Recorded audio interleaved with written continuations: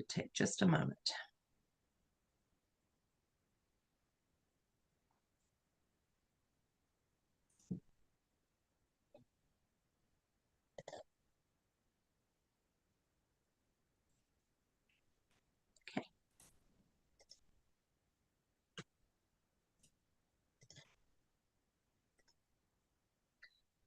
All right. Good afternoon, everyone. Thank you for joining us for the September 2024 edition of Lunch a la Carte, a very special lunch and learn that is hosted by the CART Fund with an opportunity to hear from one of our previous researchers. So we appreciate you being here with us today. Once he takes over the program, then we will have a time at the end for questions. If you are watching this live stream, then please feel free to put some questions in the chat on YouTube, and we will be happy to, I'll keep an eye on that. I'll be happy to try to get those in for you. I just have a couple of quick announcements on behalf of CART. We want to say thank you for all of you who are out there who are contributing and helping us to find a prevention, treatment, or cure for Alzheimer's. As a reminder, you can find a schedule for this event and all of our activities on our website. That is cartfund.org. And on our calendar, there are not only the events, but also the Zoom links. So one click and you can come right to us. But if you miss a meeting, we always record them and we always put them on our YouTube channel as well.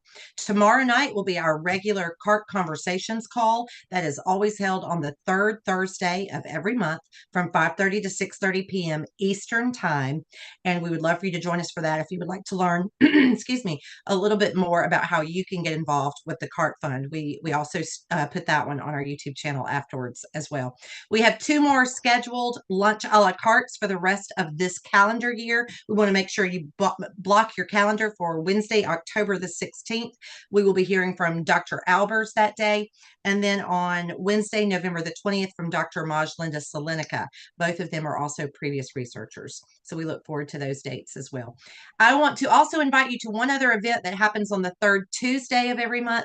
The CART Fund is pleased to be associated with a brand new cause-based Rotary Club that meets online, and their primary focus is to find a prevention, treatment, or cure for Alzheimer's. If you are not currently a member of a Rotary Club but would like to learn more, you can join them on the third Tuesday of every month at 6 p.m. Eastern Time. All you have to do is type in alzclub.com and it'll take you directly to it. We also put those links on our website as well. If you're already a Rotarian, but you want to join in just to learn a little bit more, you're invited as well. And now I want to turn it over to Bill Parker, a past president of the CART Fund. Thank you very much, Tiffany, and thank you, Dr. Musiek, for being willing to take some time out of your busy schedule to fill us in on the results of our money collecting that we've been doing over the years.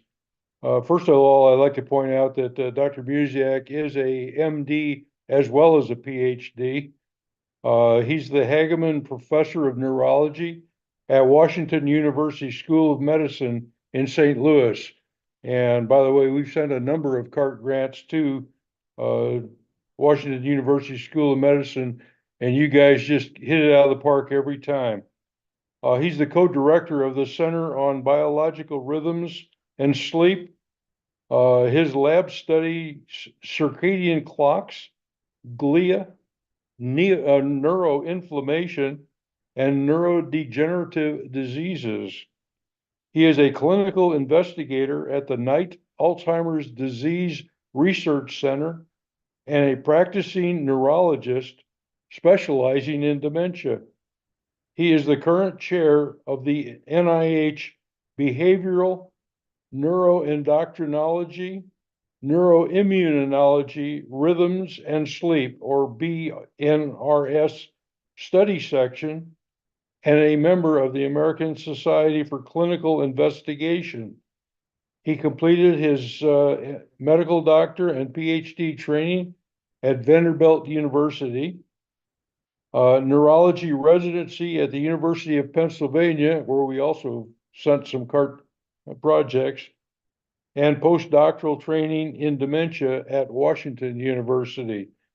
In 2015, Dr. Musiek received a $250,000 CART grant. And with that, I'm going to turn it over to Dr. Musiek. Thank you again for taking the time out of your busy schedule to talk with us. Yeah, I'm happy to do it, and thank you. I actually was just getting, I have this on the wall of my office, It's my CART check. I really like this thing. It's the only like big check I ever, like physically big check I've ever gotten. And CART actually was really critical for me. I mean, I think in 2015 when I was down there, I was still an assistant professor. I think this was kind of the first larger amount of money that I ever got for my lab. And now, we have a bunch of NIH grants. I've got 15 people working for me. I have this center, I've been promoted to full professor and I have an endowed chair. So a lot has happened that's very good. And I feel like CART definitely has made a lot of that happen, helped me get off the ground. So I really appreciate that. And I'm glad to hear that the results from the money given to WashU have been good. I think this is a great place. There's a lot of, great people working really hard to try to help get a cure for Alzheimer's disease. So I see patients 1 day a week. I'm an Alzheimer's, physician and neurologist, and then I do research the rest of the time. And we are making progress in treating Alzheimer's disease. And we have these 2 new FDA-approved drugs. Things are changing a lot. I mean, we're actually able to I think, impact the disease now. If we can catch it early, we have a lot of new tools and stuff. So I think the difference between 2015 when I was there and now in terms of the treatment of Alzheimer's is also night and day. So I think progress is being made because of organizations like CART that keep this going. So I'm going to start out, I'm going to kind of give an overview about what it is I'm interested in and why, why sleep and Alzheimer's disease, why circadian rhythms and Alzheimer's disease. The two are kind of intermeshed. I'll try not to get too technical. It gets a little technical because I do want to talk about the work that was funded by CART was very technical. It's about a specific circadian clock gene called reverb alpha, but I won't get in the weeds too much on that. Let me just share my screen. All right, can everyone see that? I'm assuming so. Okay, good. Let me get the laser pointer going. Okay, so I think the first thing to talk about is in Alzheimer's disease, and if you've had other speakers talk about this same kind of thing, is that there's 2 pathologies. There's amyloid plaques and there's tau tangles. I'm sure you've heard about both. People used to argue about which was more important, but now I think we know both are really important. And data over the years has shown that the amyloid plaques come first, and they seem to kind of trigger the tau pathology. But the tau pathology is probably worse. It actually causes the brain to degenerate.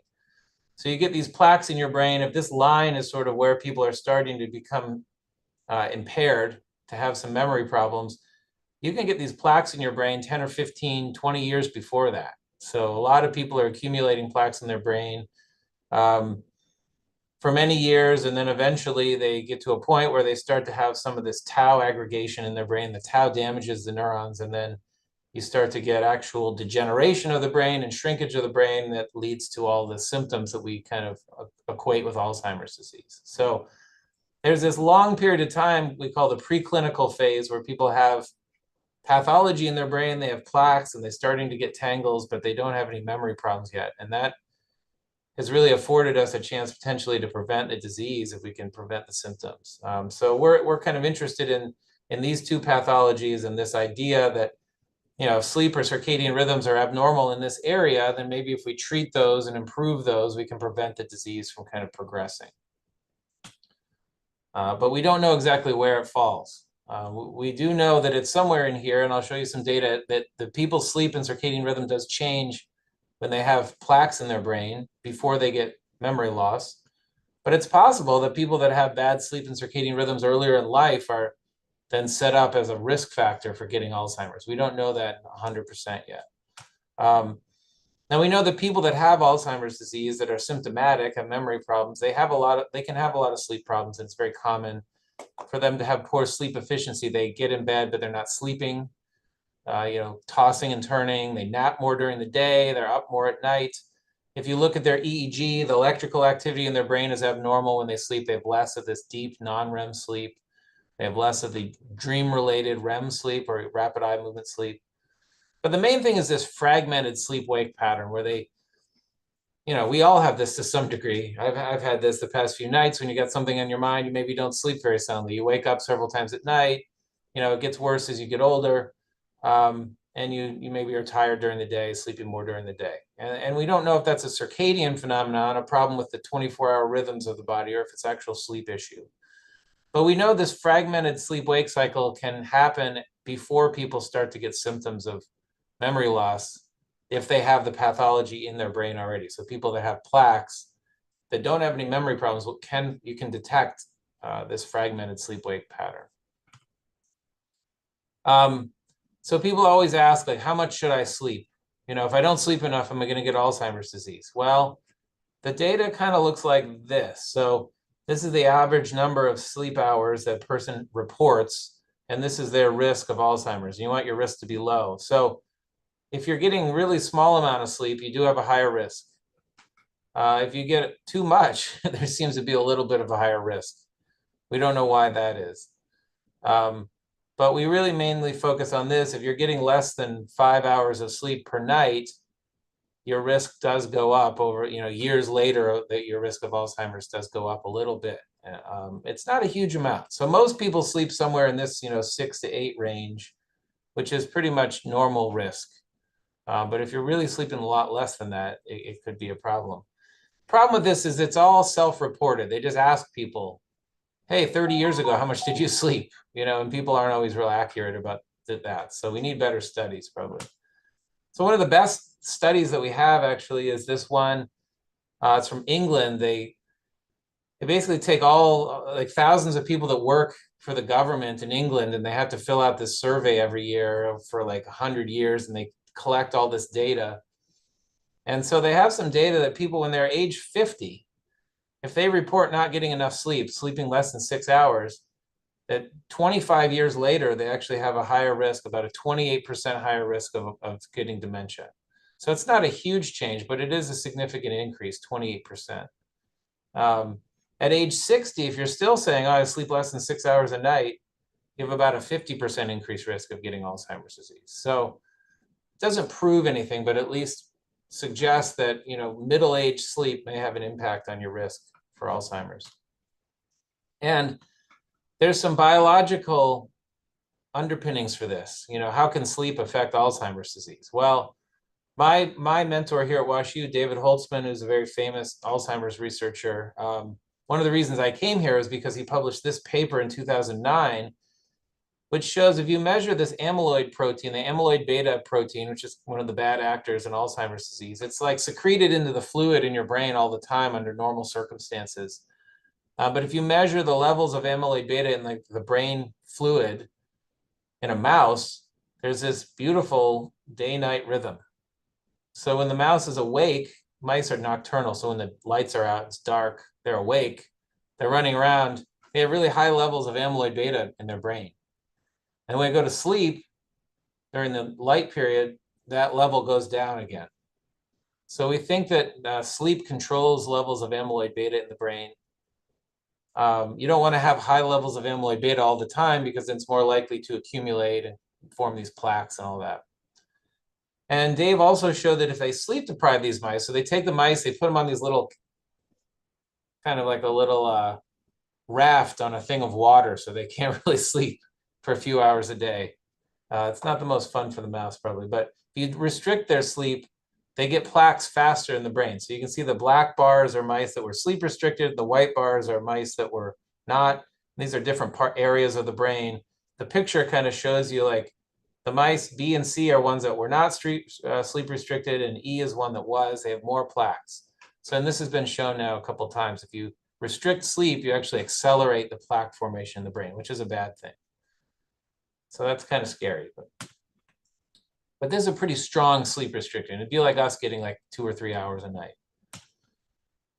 Now, what about humans? Mice, I work with mice a lot, but they're not humans. But one of my other colleagues here, Brendan Lucy, has done these studies where they put a catheter into the spinal fluid of patients, and they keep them in a bed for 2 days, and they collect their spinal fluid every couple hours over this period. And he found that, these people that they basically sleep restrict them, they make them stay awake for a whole night, and they measure their amyloid beta and their spinal fluid. And you see the red line are the people that are sleep restricted. They have higher levels. Normally, the blue line is normal people. When they go to sleep, their amyloid beta levels kind of go down a bit. but if you keep them awake, they go up. And this is actually the case for tau as well. So tau is the other sort of bad protein in Alzheimer's. So suggests in humans that sleep restriction may also raise A beta and tau levels in the brain. So if you're chronically sleep restricted for years and years, you can imagine how this could potentially accelerate pathology. Now, Brendan thought that their data suggests it's because when you're sleeping, your brain is quieter and it doesn't make as much A beta. So your nerve cells are always making A beta all the time. And when there's less activity, there's less production of A beta. He didn't see any effect on the clearance of A beta. But there's this other theory out there based on mouse studies primarily that there's clearance of A beta from the brain, that when we sleep, it's like our garbage disposal of our brain and it cleanses all this bad stuff out of our brain. It's something called the glymphatic system. It's glia and lymphatic, that's why it's called that. So it's essentially, these pictures show a tracer that's injected into the brain of a mouse and how much it kind of spreads out through the brain. And you can see when the mouse is awake, the tracer doesn't really spread out. That green stuff there, the blue are blood vessels. Green stuff's the tracer. It stays real close to the blood vessel when it's injected during the wake. But when the mouse is asleep, the injected tracer kind of goes everywhere. And these people argue that when you're asleep, your brain is sort of washing out, the fluid flow through your brain is faster. And if you inject amyloid beta into a mouse brain, it will clear out faster when the mouse is asleep. So this idea of like clearance of bad stuff. And it's not just amyloid beta, it's tau, it's other like bad garbage in the brain that gets cleared out. There's some human data that suggests that can happen too, like using MRI. If you inject a tracer into the brain, it takes longer to clear out if the people are sleep deprived. So this may be one way that sleep affects these proteins. People have really gotten excited about this. There's a lot about this rinsing of the brain. It was in Time magazine, and sleep can help clear toxins from the brain on NPR. And then there's all these websites showing how you can wash your brain, and this is all nonsense, but people are excited about this idea. I think it's only half the story. I think the production part is important too, and there's probably other mechanisms besides just this clearance mechanism, but this is the one that's kind of captured the mind of I don't know, the internet at least. So one thing that we're interested in here is, can we give sleep drugs or target sleep to prevent Alzheimer's disease? And we have several grants about that. Myself and some of my colleagues here, we have a group of people that work on sleep and circadian rhythms and Alzheimer's. And one way is through this protein called orexin. Orexin is just like a neurotransmitter in the brain that binds to receptors. It's one of many peptides in the brain that like signals and does things. And it's involved in regulating sleep and appetite, metabolism, a bunch of other things. And it's been known for a while that if you get rid of orexin in a mouse, you block the receptors or you knock out the gene, that the mice sleep more. They sleep about 10% more than normal. And actually loss of orexin can cause this a sleep abnormality called narcolepsy, where people just fall asleep kind of all of a sudden. They have very low orexin levels. So Dave Holtzman's group, actually back in that 2009 paper, they gave the mice this drug called elmorexant, which is an orexin inhibitor drug, just to help them sleep more. And it showed that they have less plaques. So these are amyloid plaques in mice that were given the drug. You can see the black bars are much lower. They just develop less plaque when you give them this drug. And it's the same thing if you genetically knock out this orexin drug, the mice sleep about 10% more than normal, and they get a lot less of these plaques, amyloid plaques. So humans also like have altered, they actually have higher levels of orexin than normal in Alzheimer's disease. So we think this is an exciting pathway because there's drugs now that are approved for this purpose. So there's 3 different drugs that are FDA approved for insomnia that are orexin antagonist drugs, inhibitor drugs, suvorexant, lemorexant, and daridorexant. And these are pretty well tolerated drugs. They're not as sedating as some of the others. They're kind of the newest, latest, greatest sleep drugs. And one of them, actually, suvorexant's already FDA approved for Alzheimer's disease. So it's approved to treat sleep problems in Alzheimer's disease. But we can envision a world where it's not there yet. We don't do this yet, but where potentially these drugs could be repurposed, to prevent Alzheimer's disease someday in the future. So my lab has been working on this a bit. This is data from my lab where we take mice that get amyloid plaques, these APP-PS1 mice. They express amyloid beta in high levels from humans. And we gave them these drugs. We either give them vehicle, which is a nothing, like saline, essentially a control, or we give them this drug lemborexant, which is this orexin inhibitor drug in 2 different doses, 10 or 30 milligrams. Or we give them another sleep drug called doxepin, which is like an antihistamine, kind of an old sleep drug. And what you can see is this, they all increase sleep. So this is the amount of sleep. So all of them, the amount goes up about the same amount.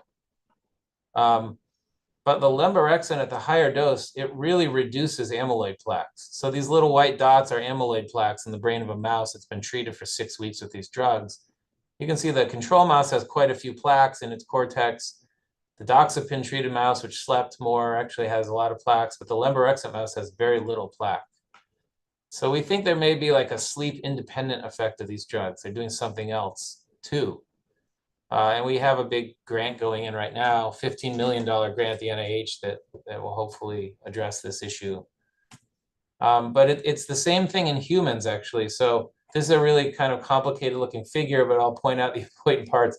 This is from Brendan Lucy again in people with this catheter, these catheter studies where they collect spinal fluid. And you can see normally this is measuring amyloid beta. I'm going to skip the tau one because it's such a messy looking figure, but this is amyloid beta levels in humans in their spinal fluid. And you can see the placebo people are just allowed to like go about their daily business and their amyloid beta levels kind of go up over the course of the day. They go down a little bit when they're sleeping. But people that are given just 1 dose of this drug, suvorexant at 20 milligrams, they just have lower levels of amyloid beta sort of throughout the whole time. So it suggests that we could potentially, using this drug, which honestly, I'd like to take this drug. It just helps you sleep better. You'll feel good the next day, and you'll have lower A beta levels. It might be good. It could be a preventative. So we're really excited about that, kind of from a drug development standpoint. So I've been talking about sleep. Let me talk a bit about circadian rhythms. This is where things get a little more technical, because I want to talk about the funding from CART.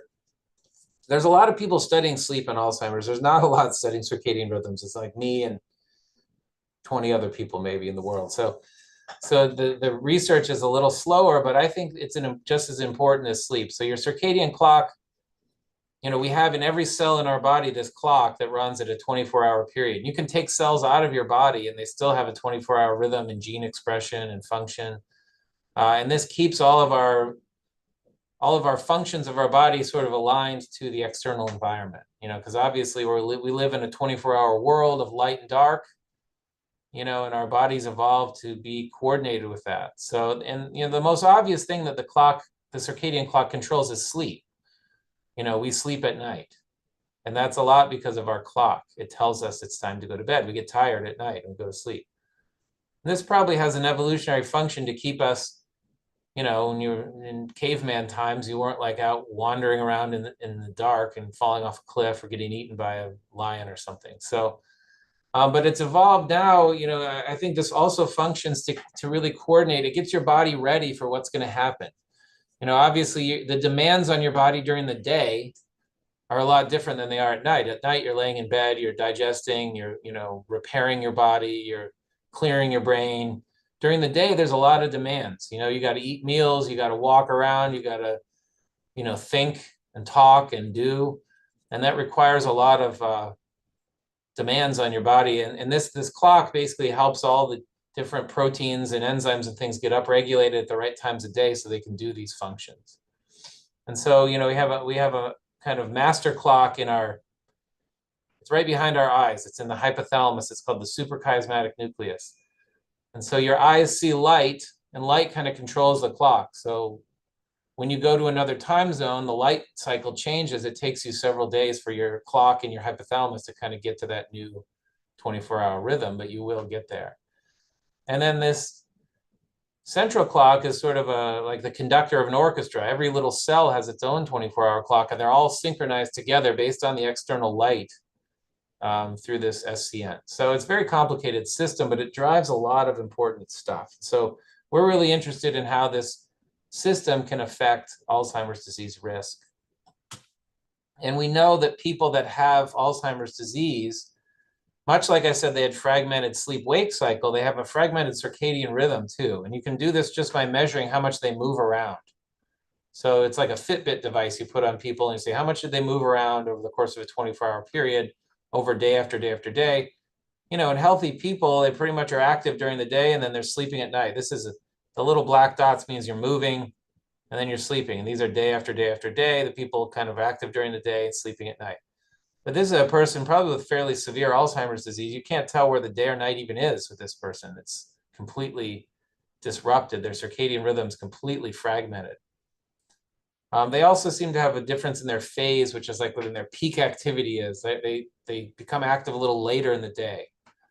And we think that might cause this thing called sundowning, where people can, you know, with Alzheimer's get more confused in the evening. And it might be because the timing of their peak activity is off. It's still a hypothesis. So we in our lab actually published a paper in 2018, was the first to show that people's circadian rhythms actually break down and are fragmented to some degree before they get any memory problems, if they have plaques in their brain. So we took about almost 200 people that were cognitively normal. So these are people that were, most of them over 60, but had no memory complaints. And we measured their amyloid beta and tau levels in their spinal fluid to see if they had plaques or not. So you can do that by looking at this ratio. This ratio indicates if it's high, it means you have a lot of tau, and low A beta 42, it means you have plaques in your brain, amyloid plaques. And we found, and then we measured their circadian rhythms just by their activity for over 2 weeks. We measured their activity levels.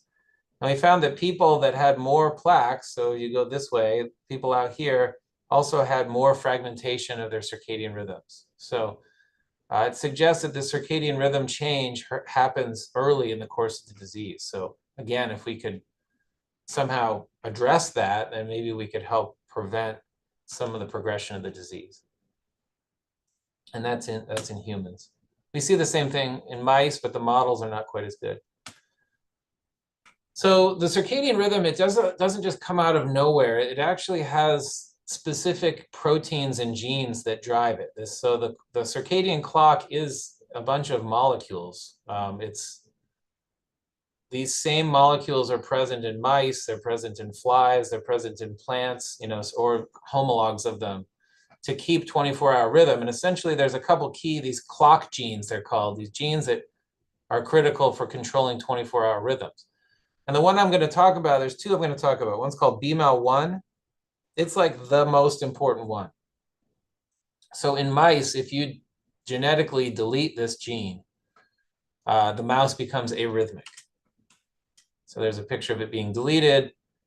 Mouse goes from having these nice circadian rhythms where they're running a lot and sleeping a lot in a very organized manner to having this totally chaotic circadian rhythm. And their sleep-wake cycle's fragmented. They still sleep the same amount. It's just like in little naps all day and all night.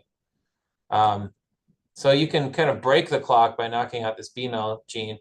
And then actually CART funded me to work on this other gene called reverb alpha, which is, it's downstream of BMAL. It's part of the clock system, but it's very involved in inflammation and metabolism. And so we think that reverb alpha, it shows these really nice rhythms in the brain. We think it kind of couples the core circadian clock to metabolism and inflammation. And reverb alpha is important because you can make drugs against reverb alpha. It's a receptor. So some of these other things, you can't really make drugs to target BMAL1 or you're going to mess up people's circadian rhythms and it'll be bad. But reverb alpha actually is a receptor, and we have a colleague that makes small molecules that we can give to mice and potentially to people to target reverb alpha. And so I'll talk more about that as I go on. So some of the first things we were doing, whoops, there's a typo here, but we just want to say if we go back and we just delete this gene BMAL1 and totally screw up the circadian rhythms of the mouse, how does that affect their amyloid beta levels? So we can use these mice that have, you know, transgenic mice that get plaques. They have human genes in them, so they get amyloid plaques. And we knocked out this BMAL gene, so the mice are arrhythmic. So you can see here's a normal mouse, if you look at its temperature of its body, it has this nice circadian rhythm. Temperature goes up when the mice first become real active and the lights turn off. The mice are really excited and they're running all around and their temperature goes up. But then when you knock out the gene BMAL, they're just flat. They don't have any rhythms anymore. And this actually increases the amyloid plaques. So over here, this red these are amyloid plaques in a BMAL knockout mouse that's arrhythmic, has a broken clock, and this is from a normal mouse. So you can see there's a big increase. So we think fragmenting this normal day-night rhythm has a big impact on amyloid plaque formation, just like sleep deprivation does as well. And we then went on and we found that you can actually knock out the gene in certain cells in the body.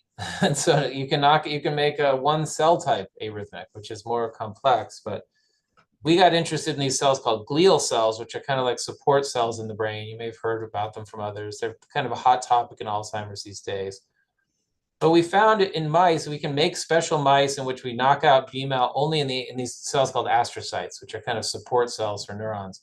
And when we do that, the astrocytes actually become activated. They become very angry looking. So these red cells are like activated astrocytes in an astrocyte-specific BMAL knockout mouse. So these mice have normal circadian rhythms, but all their astrocytes are arrhythmic, which is kind of hard to imagine, but that's what it is. So all their cells are normally functioning. The animals run on wheels. They look normal on the outside, but their astrocytes don't have a circadian clock, and it seems to activate the astrocytes. But interestingly enough, I just mentioned that amyloid beta goes up when you knock out BMAL. When we knock out amyloid or the BMAL in the astrocyte only, and we look in a tau model, the mice actually have less tau. And this is the case that we knock out in the whole animal too. An arrhythmic mouse actually gets less tau, which is kind of a mystery. We published this in this journal Neuron last year.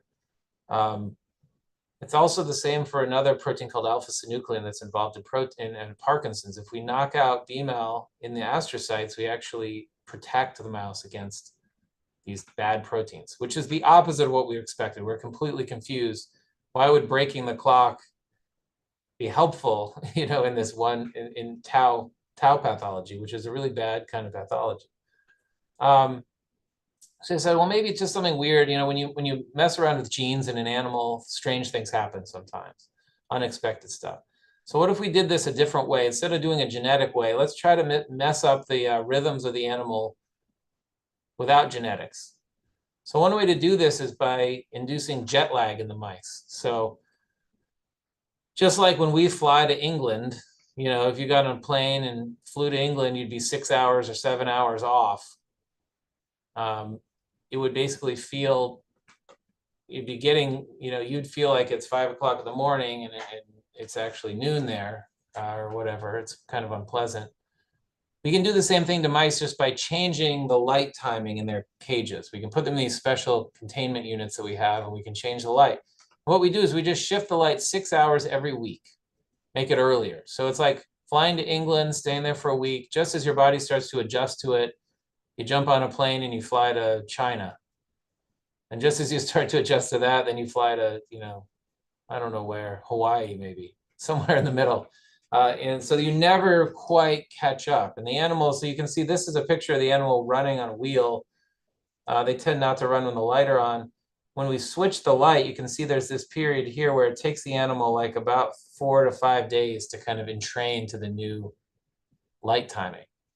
And during this time, the animal's internal clock is out of sync with the external environment. Just like when you get off the plane and you're jet lagged in London, you're saying, oh, my body's telling me it's 5 a.m. I feel horrible, but it's sunny outside and it looks like noon. This is what the mouse is experiencing. So it's another way to kind of, we call it circadian desynchrony, where the internal clock is desynchronized from the external light environment. And it turns out that this actually does the same kind of thing. It induces the activation state of these glial cells. These astrocytes become kind of angry when you do this, just like they did with the BMAL knockout, the genetic method. And so we said, all right, well, what effect does this have on tau? So we saw before that knocking out BMAL actually made tau better. Well, does the same thing happen with jet lag? Can that make tau better? So this time we used a little bit different method. in which we take a mouse that has amyloid plaques in it, and then we inject tau from a human Alzheimer's brain. So we take tau, isolate it from the brain of people with Alzheimer's disease that have passed away. And then you inject it into the mouse, and you actually get these tau aggregates that are around the plaque. So here's this picture down here shows that, well, this orange thing is an amyloid plaque, and these little green blobs are basically tau aggregation around the plaque. And this is kind of similar to what you see in actual human Alzheimer's disease. So we think this model is kind of a better model of human Alzheimer's disease than some of the other mouse models. So we did this, and then after we inject the tau, it takes about 3 months for the tau to spread around and cause pathology in the brain. We either jet lag the mouse for 3 months, or we just put it in normal light dark environment like normal. And then we looked at the end, and surprisingly, actually, the jet lag again was protective against tau. So these pictures, the blue things are amyloid plaques. These are zoomed way in. And the little purple blobs are this tau, this aggregated phosphorylated tau around the plaques. You can see around each plaque. So these little bubbles are drawn by the computer so that we can quantify how much tau there is around each plaque. But you can see there's these blobs of tau around these plaques, but when you jet lag the mice, there's less. The tau blobs are very small and there's much less. And it's quantified over here, a lot less. So it seems as though either knocking out the clock genetically or making the mice jet lagged and disrupting their circadian rhythms in this tau model is protective either way, which is really still very surprising to us. So we want to know, how is that? Because maybe there's some lesson to be learned that we could figure out a way to leverage this to help prevent tau pathology in people with Alzheimer's. And so we did a lot of work. I'm not going to kind of go into all that. Some of this was funded by some of the by the CART fund, in which we looked at, we found this gene called BAG3. And you can see these are astrocytes. These are these angry astrocytes I was talking about. This isn't a B-mel knockout mouse. There's lots of these angry astrocytes, and they express this protein called BAG3, which is involved in protein degradation. So it was jumped off the, when we did a bunch of studies to see what genes are being changed, this one jumped out and said, oh, this is one we know actually is important for degrading things like tau and A-beta synuclein. And it's really upregulated when you knock out B-mel. And actually, when we jet lagged our mice, we did these RNA-seq experiments where you can look at all the genes that are changed in the brain of the mice after jet lag. And lo and behold, one of the genes that pops up, see, these green ones are ones that are increased after jet lag, and BAG3 is increased after jet lag. It's one of the top hits. So we're very interested in this BAG3 gene. We actually then went on to show, we published this in Neuron in 2023, that if we overexpress this BAG3 gene, we make a virus and we can overexpress the gene in astrocytes in a mouse model of alpha-synuclein, that when we do this, so a normal mouse, if you inject it with alpha-synuclein, it gets a lot of pathology in the cortex here, these little red dots. But if we overexpress, see all this purple is BAG3 expression in astrocytes, it prevents the alpha-synuclein from aggregating. So we think that BAG3 is protective, essentially, if you could induce it. And we think that maybe this is the mechanism whereby disrupting circadian rhythms could have a protective effect if you could harness this BAG3 component. And so why did I talk about all this? Well, because what CART was funding me to do was try to understand how reverb is involved with all of this. And we think that reverb now, it's the opposite of what we hypothesized, actually, when I was down there in 2015. We thought reverb was a bad actor. But now we think that if we lower reverb levels, we actually have found that, so reverb, like I mentioned, is this metabolic inflammation-related gene that's regulated by the clock. It has this very nice rhythm in the brain. And if you knock out B-mel, it goes way down because B-mel is required to control reverb. And actually, if you knock out reverb, you get big increases in BAG3. So we think that this increase in BAG3 that we were saying was protected before is regulated by reverb. And this is exciting because reverb is a druggable target. So we could potentially make drugs against reverb to induce BAG3 and have a protective effect. And you can manipulate it without actually altering the core circadian clock. So it doesn't screw up people's rhythms entirely.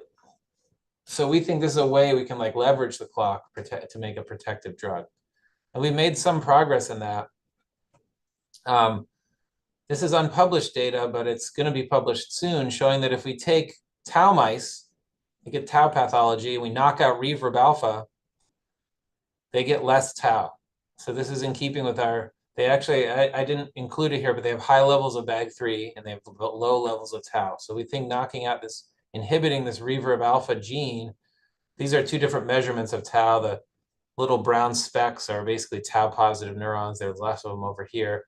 Or the red are tau positive neurons. There's less of it when we knock out reverb. It also prevents neurodegeneration in this model as well. So it seems to be protective, which is the opposite of what I would have expected in 2015 when I was talking to you all.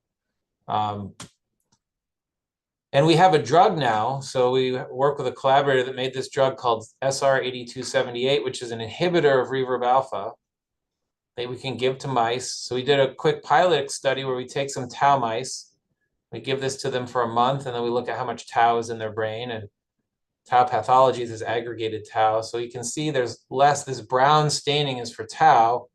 There's less of it, the mice treated with this drug.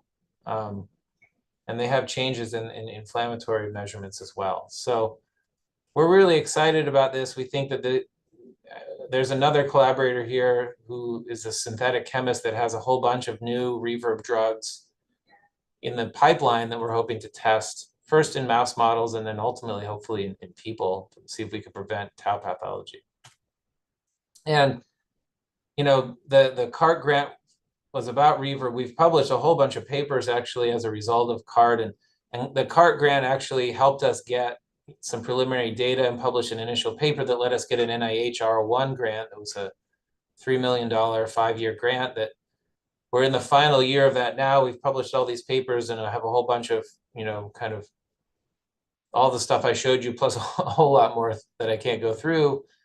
And we're going to be hopefully renewing that grant this year. So I think that that's really gotten this whole research area off the ground, which is kind of a whole new way of thinking about treating Alzheimer's disease. So I think it's a success. I hope you agree. But I think it's still the tip of the iceberg. We don't really understand all the details of it. And, I think there's many other things we need to understand about sleep and circadian rhythms and AD, and can potentially make an impact with these things. So I'll end it there and kind of take questions. I have a question. And Sure. then you talked about, okay, like 6 hours of sleep. Is that continuous or is that cumulative? Yeah, it's a very hard question. So like I said, the only data we really have is from self-report. So they asked people, like, on average over the past several years, how much do you sleep? And the people say, I average less than 6 hours of sleep. So we think it's probably has to be chronic. If everybody has a night where they don't sleep. Now, Brendan's data would suggest that one night of sleep loss can actually, your amyloid beta levels do go up in your brain if you don't get any sleep. But usually your body can clear that out. Your body's always making amyloid beta, so you normally clears it out okay. But our thinking that is if you chronically don't sleep well, like every night you're getting 4 hours, night after night after night, then there probably is kind of a cumulative effect there where you're going to get more aggregation. But we don't have actual data to answer that question yet. But I wouldn't worry too much. Everybody has a bad night of sleep. Because the reality is that, like when I was a resident, I didn't sleep every 4th night. If that were the case, some neurosurgeons and stuff, they go like years like that. They don't sleep ever. They'd all have Alzheimer's when they're like 40 years old, if it were. Now, unfortunately, there is actually some like data that surgeons have higher rates potentially because they don't get a lot of sleep, or something, or they're under a lot of stress or whatever. But you can probably have a night here and there and not worry about it too much. But when you get old, you have to get up and go to the bathroom. Yeah, so that's actually a really, really important point. Like going to the bathroom is a huge issue because you have to get up multiple times, both men and women, It's really common, men with prostate issues and whatnot, and you just have to go to the bathroom more. And so a lot of my patients get up just normally 4 times a night, sometimes to go to the bathroom. They sleep okay in between there, but if you're getting up 4 times a night. Now, hopefully, the advantage is that you don't have quite as tight a schedule. You can maybe go to sleep a little earlier, or, you know, wake up a little later and maybe make up for that. But Okay, it is an issue for sure. thank you. Sure, go ahead. Yep. Eric, thanks so much. I have a comment and a question. The comment, my sister went to Webster way back when, Oh, and really? she used to talk about WashU all the time. It's good to know that they're such an important role. They're playing such an important role in this. My comment is, or my question is, when you got the grant in 2015, uh, there's probably just tons that wasn't well known, and there probably still is. But your comment earlier about we're miles ahead of where we were, could you elaborate on that just a tiny bit? I appreciate that. Yeah, I mean, I think it's in many ways. Like in my own research, that's for sure. Like when I was applying to that grant, I had a little bit of this data, but I mean, we have 20 papers worth of data now that we didn't have in 2015. And this whole idea that circadian rhythms could potentially have a protective effect was not even on the radar. I mean, that's stuff we discovered just by doing the experiments. So sometimes you can predict and hypothesize and whatnot and just be wrong or not, you know, science and nature has its own way. So there's that. I think the whole field has moved light years from 2015. So I mean, in 2 ways. One is diagnosis.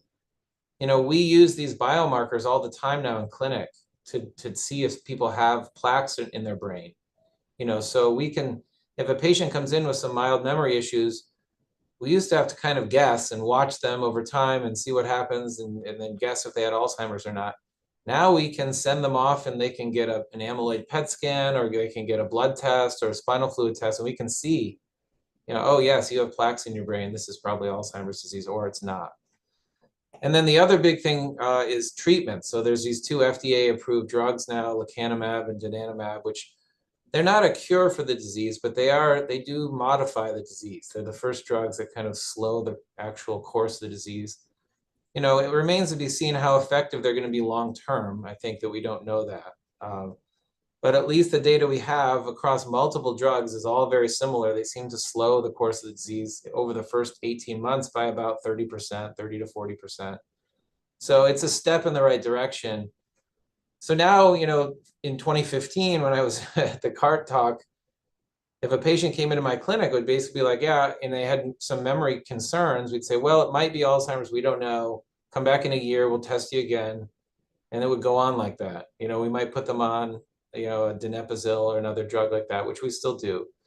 But we couldn't really give them a straight answer. You know, it was kind of a guessing game. And we couldn't really do anything about it.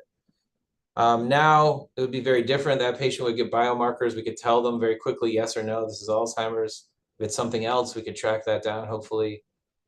And then if they're interested and if they're a good candidate, we could potentially put them on one of these new drugs and hopefully impact the course of their disease. So I think I mean, I guess it's been 9 years since 2015. It doesn't Right. seem that long, but you know, 9 years from now, who knows? I honestly think we'll probably be testing for Alzheimer's, for amyloid in people that don't have any symptoms. You know, it'll be part of your normal, like you get a colonoscopy, you know, you'll get your amyloid test, and if it's positive, maybe you go on one of these drugs. And you know, that's what a lot of people are thinking about. I think we'll probably also have more than just the current armamentarium of drugs. There's some new ones in the pipeline that look really pretty promising. So, you know, hopefully 10 years from now, we'll have pretty good leverage on the disease, which we didn't have, you know, in 2015.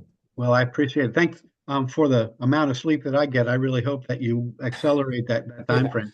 I just want to tell you too, it's on these calls, you know, I don't even pretend to be a scientist, but you really did explain a progression of facts and how CART impacted your progression. I really appreciate it. I got a lot out of this particular presentation. I appreciate your help. Good. Well, thank you for saying that. I appreciate that. And I know it gets technical, and one of the hardest things is when you're just around this stuff all the time, you sort of just assume that other people know it and they understand it. but then I'll go to a talk in another field and be lost in the first 2 minutes. So I hope it, yeah, I know there's some parts that are going to be a little much, but you know, hopefully you get something out of it. Okay. Oh, let's see. This is Frank. I have one question. Is the biomarker test widely used now? I have a buddy who I think needs to have it tested, no problem. Yeah, it's pretty widely used. There's 3 different ones. So we've been doing spinal fluid ones for a long time, for probably 10 years. But now there's a scan you can get, an amyloid PET scan that it was just recently covered by Medicare. So now it's much more available than it was. Now you probably, to get these biomarkers, have to go to like a specialty memory center, you know, a university or something. He Like we lives do in it at Atlanta, WashU, and but I'm sorry. Emory probably has a pretty good center, I would Yes, guess. Emory probably would have it. They have a big Alzheimer's group there, so they probably do these tests. It's not so available that you can probably go to like your primary care doctor and get it, although there are some that do it, but it's more like a memory specialist, a university kind of setting. And you can ask them, you can say, do you do, you know, they could call and say, do you just do Alzheimer's biomarker testing? And they should say yes, hopefully. It used to be kind of a niche thing. Like when I started, we did it like on occasional really tough cases. It was kind of a special moment when we did it. And now it's like everybody gets it. So.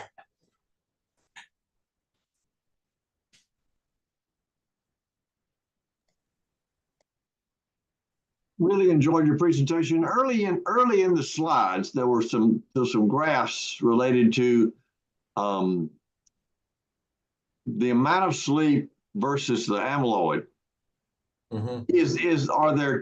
Are there studies that indicate whether that's continuous sleep or interrupted sleep or deep sleep, or is there a difference in terms of how the amyloid grows and doesn't grow?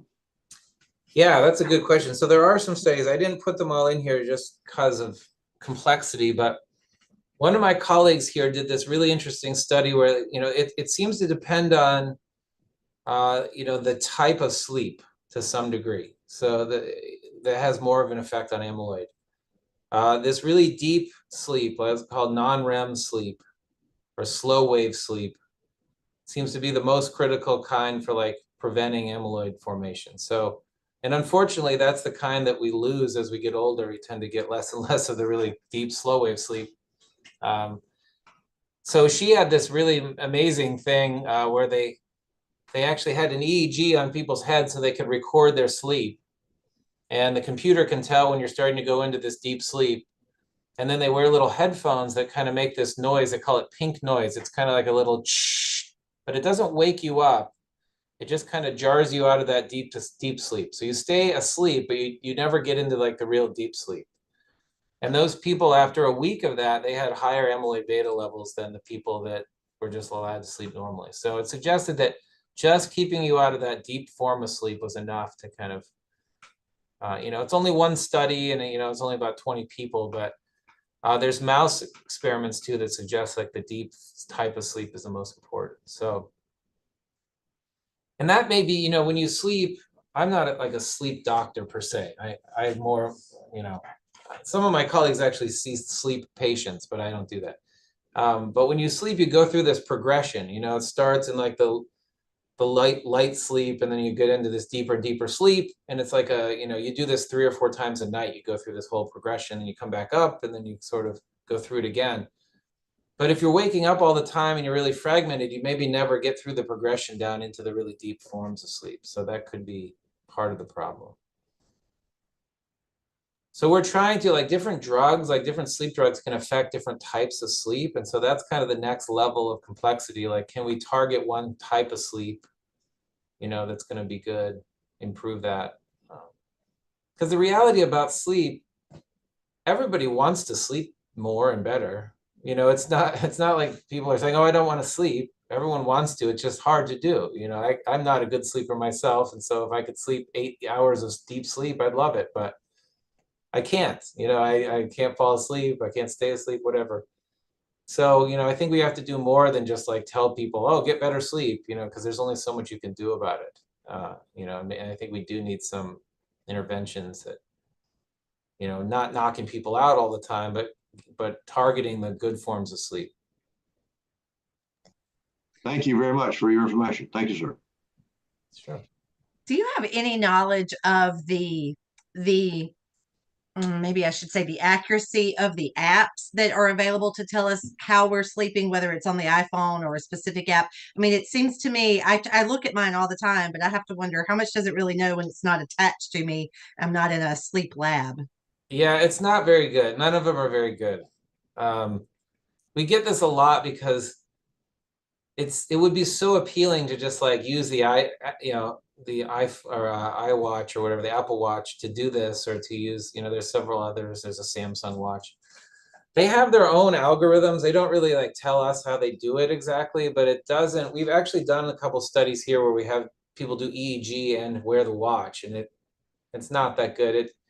There's only so much you can do by guessing. You know, you really have to record from people's brains, because essentially all that thing is doing, it's kind of looking at how much you're moving and the pattern of movement, and maybe your pulse, you know, so it has some data, but it's not. Yeah, there is this phenomenon where people, those watches, it's kind of debated if they're good or not for people, because they can cause sleep anxiety. So people look at their watch, oh, I didn't sleep good. Oh my gosh, I'm not getting enough sleep. And then they like can't sleep because they're worried, you know, and it actually is a well-documented phenomenon where like people worry about, but the data is not that great. So, you know, you might wake up, say, oh, I had a great night's sleep. And you look at your watches, oh, you only got, you know, 6.5 hours. Like, oh no. So I think I wouldn't put too much stock in that. You know, I think if it's saying you're getting 3 hours, then you might want to make some changes, you know, but you can't, like, it's not super accurate. None of them are yet. Now, maybe soon with AI and stuff, they might be able to get closer. But I know there's a lot of money being spent on that because they, you know, everyone wants good sleep and it's popular. Well, this has been fascinating. Does anyone else have questions? This has truly been an amazing presentation, Dr. Musiek. Thank you for that, because Thanks. I think it was on a level that even me, who has no medical expertise at all, I'm a PR person, and it was very, very informative for me. So I appreciate that. I thank you for taking the time to be with us today.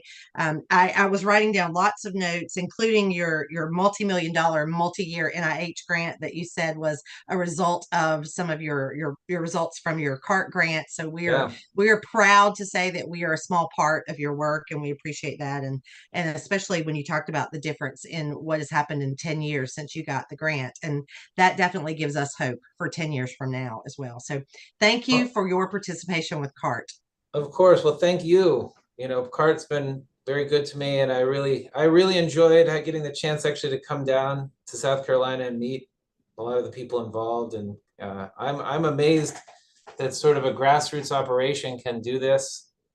You know, a lot of the other organizations, there's like a billionaire or two involved, or there's some big, you know, lobbying effort or whatnot. But this is really amazing to see that, you know, regular people can kind of come together and make this happen and have a big impact, actually. And I tell my colleagues about CART all the time that they should apply and that it's a great organization. So thank you all for your help.